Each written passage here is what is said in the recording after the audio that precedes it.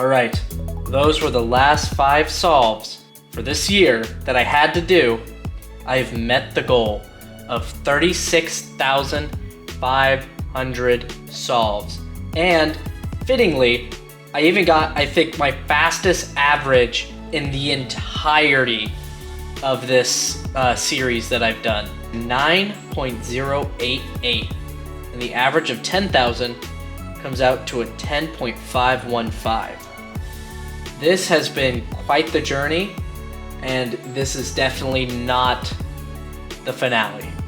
I'm going to be attempting 40,000 solves by the end of the year, but for now, that's all, that's it. Thank you guys for watching this entire journey unfold. I'll see you guys in the next video. Leave a like, comment, and subscribe. But for now, take care.